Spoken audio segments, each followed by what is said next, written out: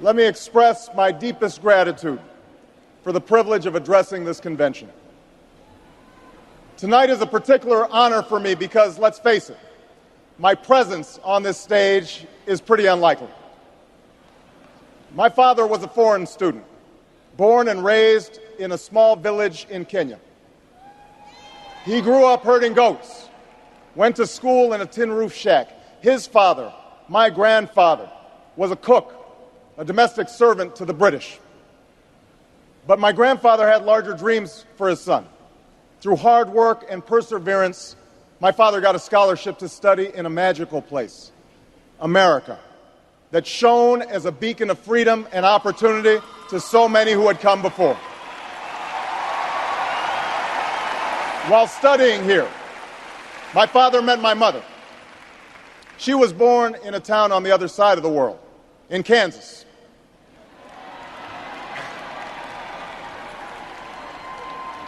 Her father worked on oil rigs and farms through most of the Depression. The day after Pearl Harbor, my grandfather signed up for duty, joined Patton's army, marched across Europe.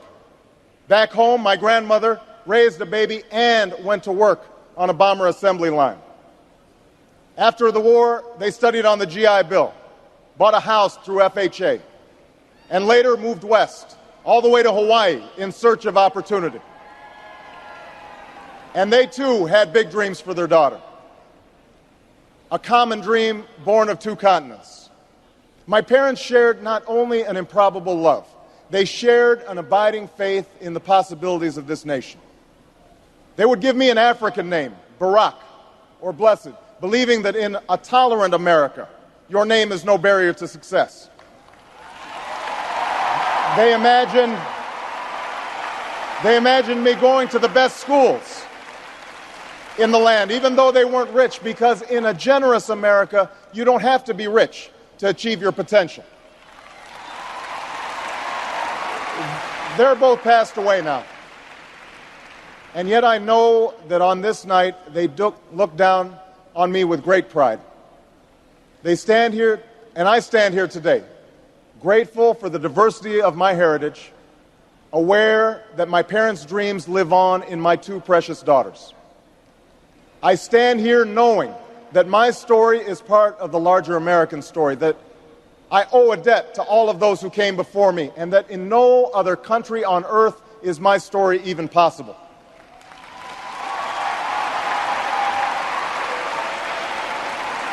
Tonight, we gather to affirm the greatness of our nation. Not because of the height of our skyscrapers or the power of our military or the size of our economy. Our pride is based on a very simple premise, summed up in a declaration made over 200 years ago. We hold these truths to be self-evident, that all men are created equal, that they are endowed by their Creator with certain inalienable rights, that among these are life, liberty, and the pursuit of happiness. That is the true genius of America. A faith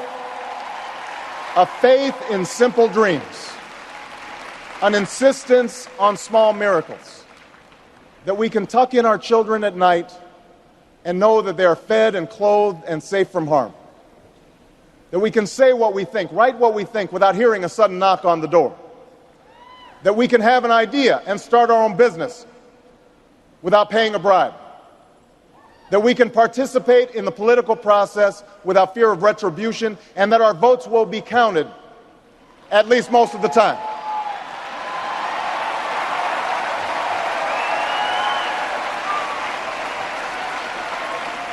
This year, in this election, we are called to reaffirm our values and our commitments, to hold them against a hard reality, and see how we're measuring up to the legacy of our forebears and the promise of future generations.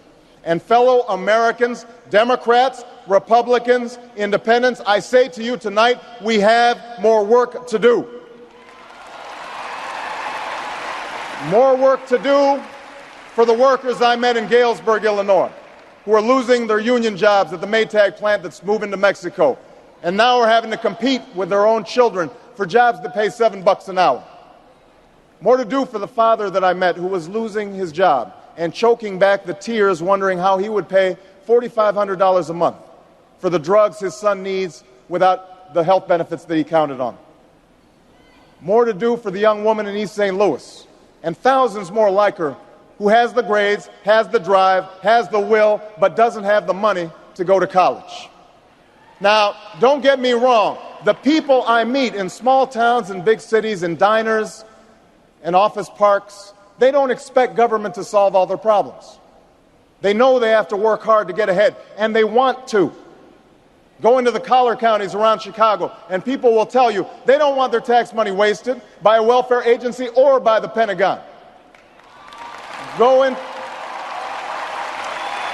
into any inner city neighborhood, and folks will tell you that government alone can't teach our kids to learn. They know that parents have to teach, that children can't achieve unless we raise their expectations and turn off the television sets and eradicate the slander that says a black youth with a book is acting white. They know those things.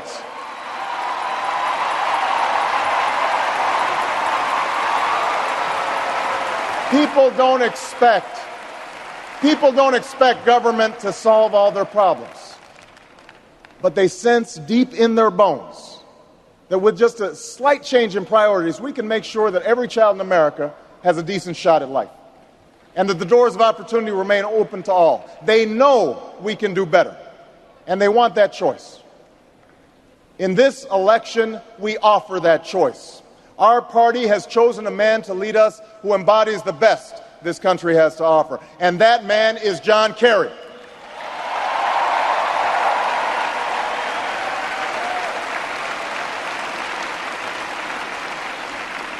John Kerry understands the ideals of community, faith, and service because they've defined his life.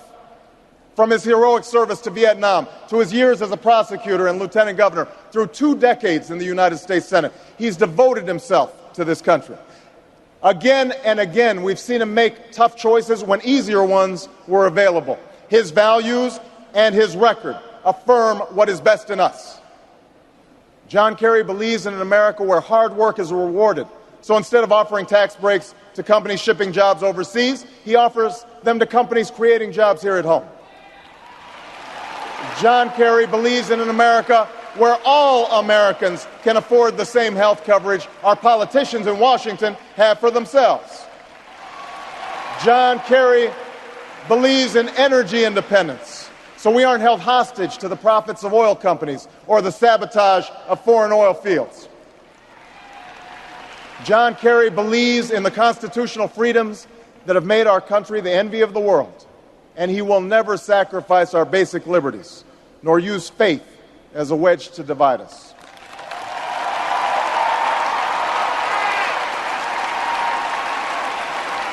And John Kerry believes that in a dangerous world, war must be an option sometimes, but it should never be the first option. You know, a while back, I met a young man named Seamus in a VFW hall in East Moline, Illinois. He was a good-looking kid, 6'2", 6'3", clear-eyed with an easy smile. He told me he joined the Marines and was heading to Iraq the following week. And as I listened to him explain why he'd enlisted, the absolute faith he had in our country and its leaders, his devotion to duty and service, I thought, this young man was all that any of us might ever hope for in a child. But then I asked myself, are we serving Seamus as well as he's serving us? I thought of the 900 men and women, sons and daughters, husbands and wives, friends and neighbors who won't be returning to their own hometowns. I thought of the families I'd met who were struggling to get by without a loved one's full income, or whose loved ones had returned with a limb missing or nerves shattered, but still lacked long-term health benefits because they were reservists. When we send our young men and women into harm's way, we have a solemn obligation not to fudge the numbers or shade the truth about why they are going, to care for their families while they're gone, to tend to the soldiers upon their return, and to never, ever go to war without enough troops to win the war, secure the peace, and earn the respect of the world.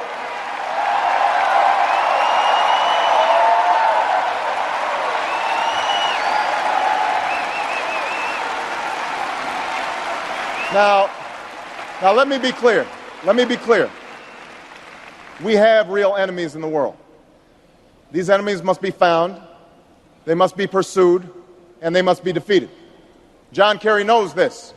And just as Lieutenant Kerry did not hesitate to risk his life to protect the men who served with him in Vietnam, President Kerry will not hesitate one moment to use our military might to keep America safe and secure. John Kerry believes in America.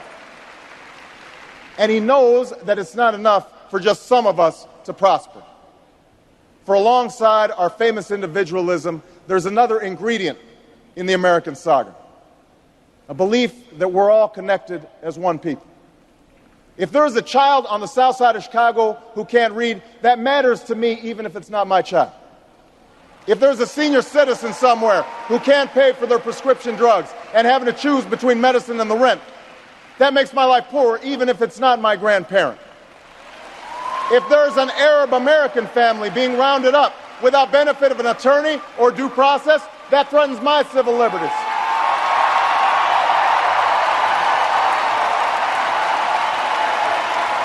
It is that fundamental belief.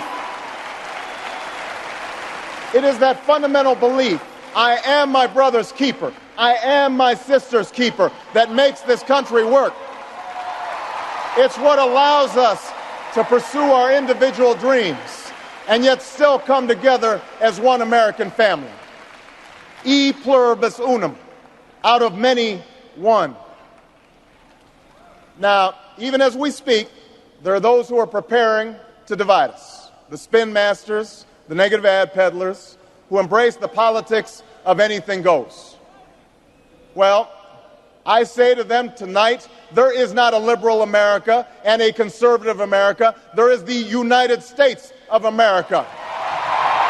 There is not a black America and a white America and Latino America and Asian America. There's the United States of America.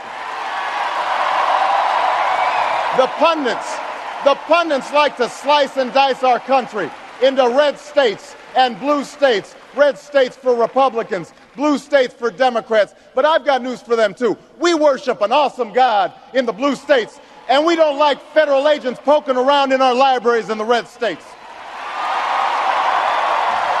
We coach Little League in the blue states, and yes, we've got some gay friends in the red states.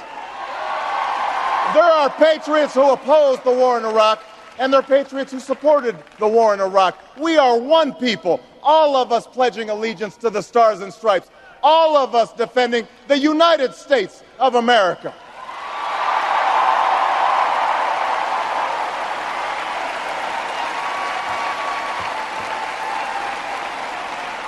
In the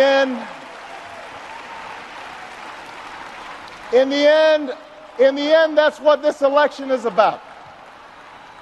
Do we participate in a politics of cynicism, or do we participate in a politics of hope? John Kerry calls on us to hope.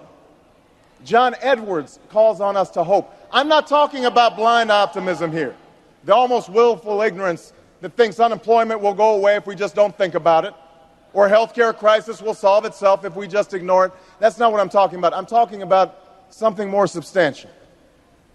It's the hope of slaves sitting around a fire singing freedom songs. The hope of immigrants setting out for distant shores. The hope of a young naval lieutenant bravely patrolling the Mekong Delta. The hope of a mill worker's son who dares to defy the odds. The hope of a skinny kid with a funny name who believes that America has a place for him too.